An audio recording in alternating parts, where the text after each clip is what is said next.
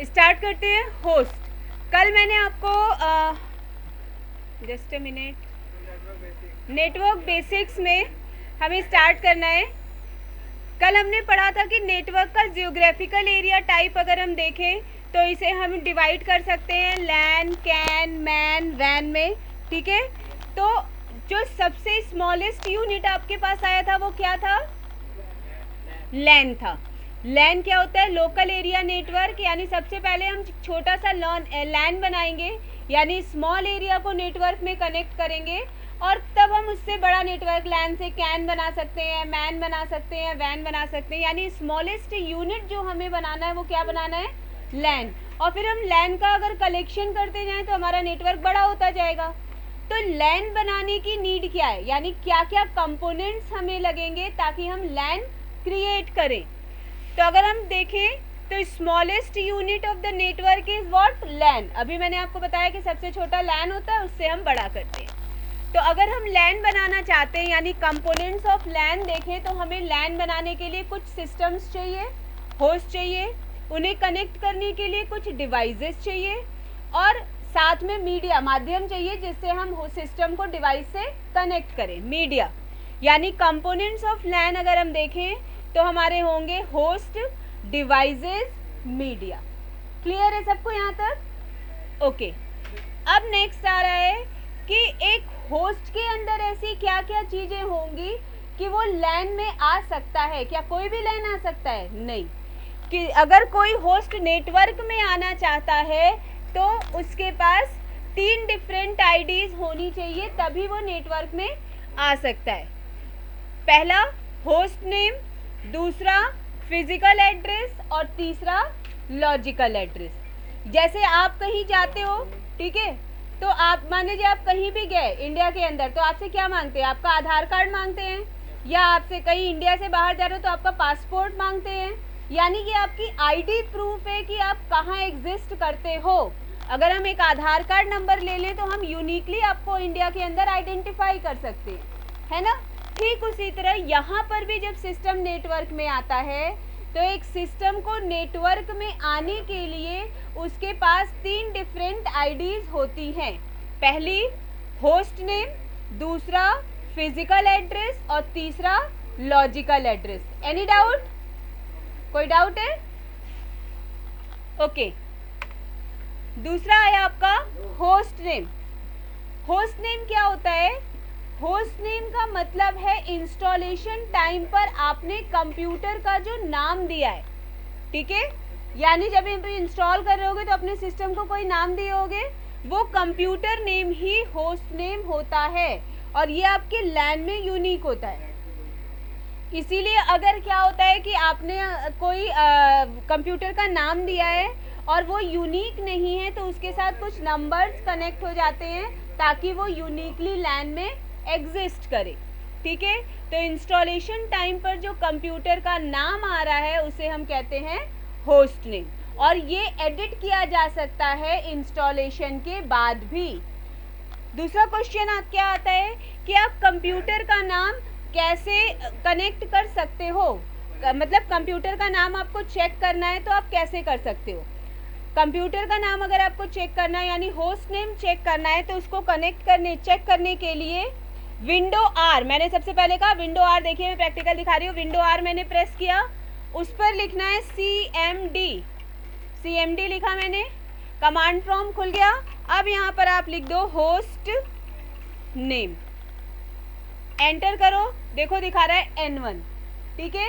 Command prompt से आप ऐसे चेक कर सकते हो, और अगर ग्राफिकल मोड से आपको चेक करना हो तो दिस पीसी खोलिए, दिस पीसी पर राइट क्लिक, प्रॉपर्टीज पे जाइए, ठीक है, और यहाँ आपको दिखा देगा कंप्यूटर नेम, ठीक है।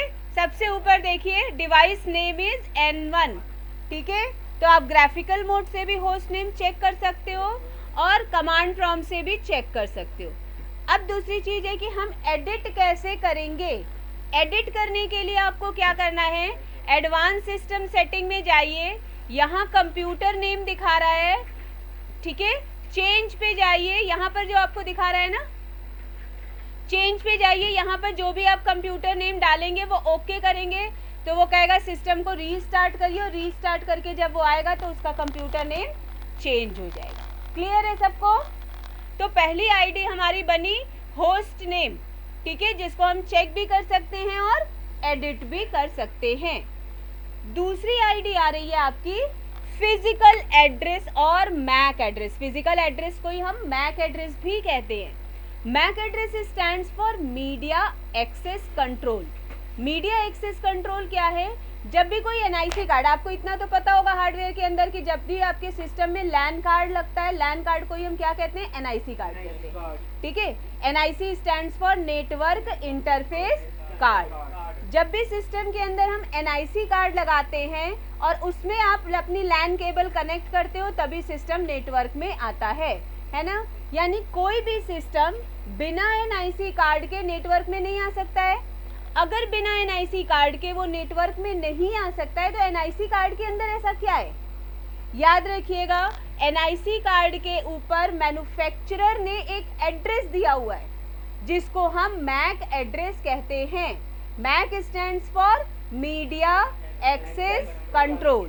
ये 48 बिट का एड्रेस होता है हेक्साडेसिमल फॉर्मेट में, ठीक है। तो हेक्साडेसिमल फॉर्मेट में 48 बिट का एड्रेस होता है, जिसको हम मैक एड्रेस कहते हैं, और ये यूनिक होता है ऑल ओवर वर्ल्ड। यानी आप वर्ल्ड के किसी पीसी को निकाल लीजिए जो कि आपको आप बेच चुके हो कबाड़ में ना, उस पीसी का भी एनआईसी कार्ड निकाल के देख लो, तो उसका मैक एड्रेस और दूसरे मैक एड्रेस जो है वो अलग होंगे। यानी किसी भी दो पीसी का एनआईसी कार्ड का मैक एड्रेस सेम नहीं हो सकता है।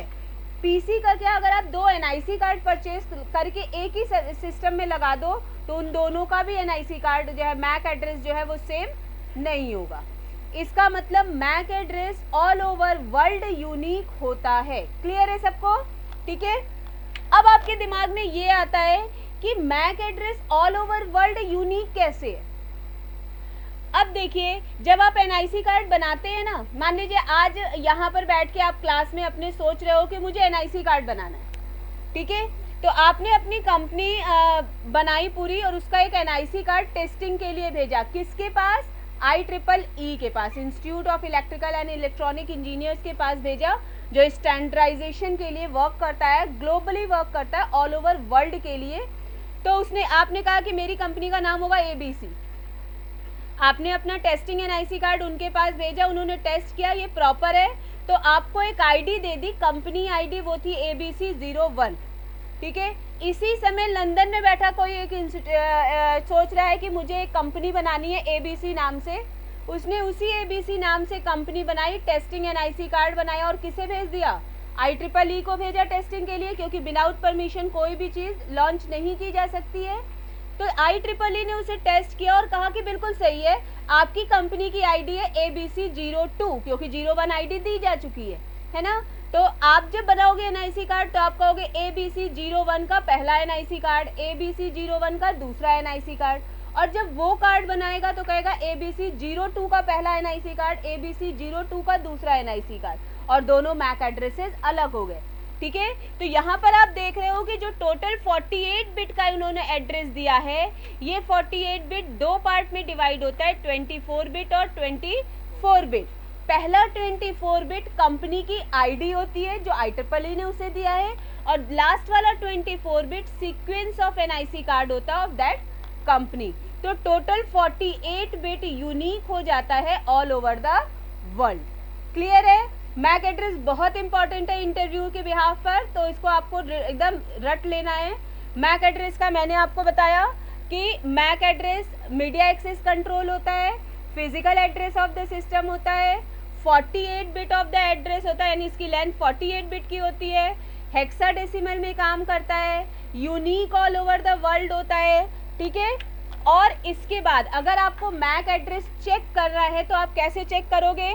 विंडो R में वैसे ही प्रेस कर रही हूँ, CMD लिखिए और यहाँ पर डाल दीजिए गेट मैक और एंटर करिए, ठीक है। देखिए ये एनआईसी कार्ड, ये जो लास्ट में आपके 12 डिजिट आ रहे हैं, काउंट करिए, 1 2 3 4 5 6 7 8 9 10 11 12, ठीक है।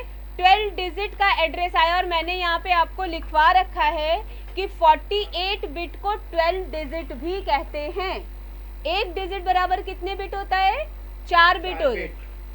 तो 12 4 जा 48, ठीक है, तो 12 बिट का 48 बिट का आपका टोटल एड्रेस हो गया, ठीक है। तो ये आपका मैक एड्रेस टोटल था। अब हम तीसरी आईडी के बारे में जानते हैं। तीसरी आईडी क्या होती है? Logical address. लॉजिकल एड्रेस को हम आईपी एड्रेस भी कहते हैं, ठीक है। लॉजिकल एड्रेस को हम आईपी एड्रेस भी कह सकते हैं।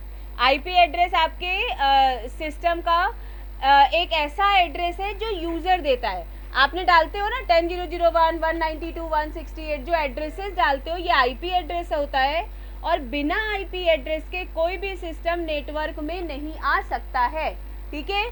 तो it is a logical address of the system which given by user. और आईपी एड्रेस का पूरा चैप्टर है जो आप आगे पढ़ोगे। आईपी एड्रेस का बहुत डिटेल है कि आईपी वर्जन 4 आया है, आईपी वर्जन 6 आया है, उसकी अलग अलग लेंथ आई है, अलग अलग ऑक्टेट आए हैं, तो वो सारी डिटेल में हम आगे देखेंगे। यहाँ तक क्लियर हो गया, ठीक है।